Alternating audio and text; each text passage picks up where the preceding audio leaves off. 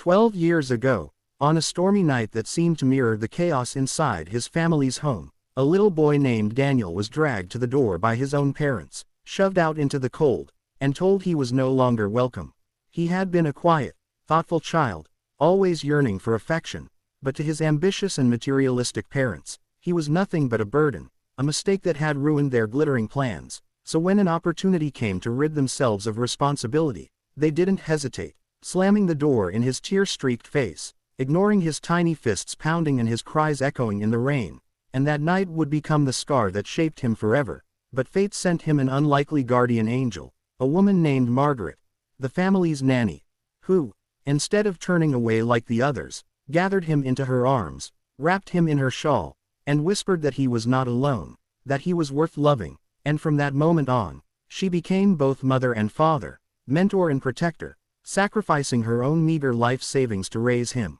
moving from city to city to shield him from the shadows of his past, while Daniel grew in silence, his pain transforming not into bitterness but into an unrelenting fire, a determination to prove that he was not the discarded child his parents believed. And under Margaret's guidance, he pursued education with a hunger that astonished teachers, working odd jobs late into the night, studying by candlelight, refusing to be crushed by poverty, and slowly, through grit and resilience, he carved out a path to success, first earning scholarships, then internships, then finally launching a business venture that seemed impossible for someone of his background. But Daniel had inherited his parents' cunning and ambition. Only he paired it with compassion and a drive to never let another child feel the abandonment he had endured. And by his mid-20s, Daniel had become a name whispered in boardrooms, a young man with influence, wealth, and vision, though he kept his true identity hidden, never once seeking his parents, until one day, after 12 long years,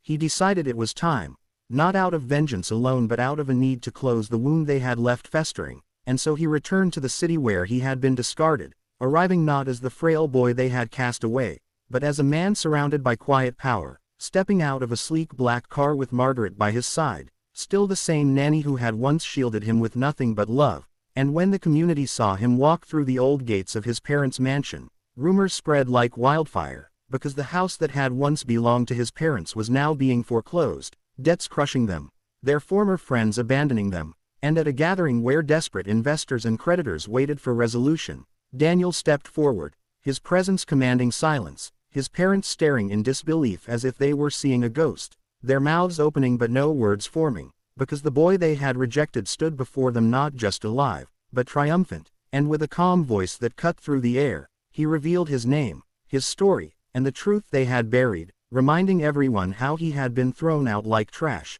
how a woman with no wealth had shown him the love they never could. And as the room buzzed with shock, Daniel did the unthinkable. He bought the mansion, cleared the debts, but not to save his parents out of love. Rather, he gifted the deed to Margaret, declaring her the rightful owner of the house she had once served in as a forgotten nanny, elevating her from servant to mistress, shocking the entire community, and leaving his parents trembling, humiliated, and begging for mercy. But Daniel's mercy was not what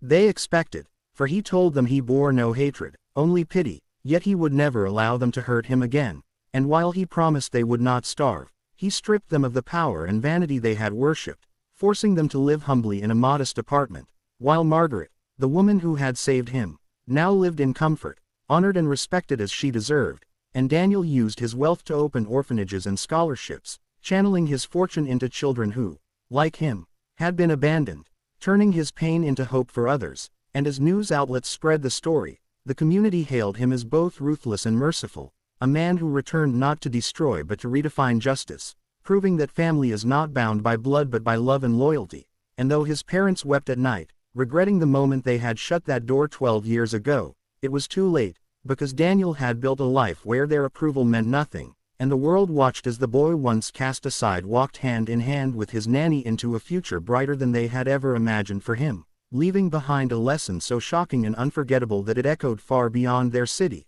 that sometimes the greatest revenge is not destruction but success, and the greatest triumph is choosing who truly deserves to stand beside you when you return home at last.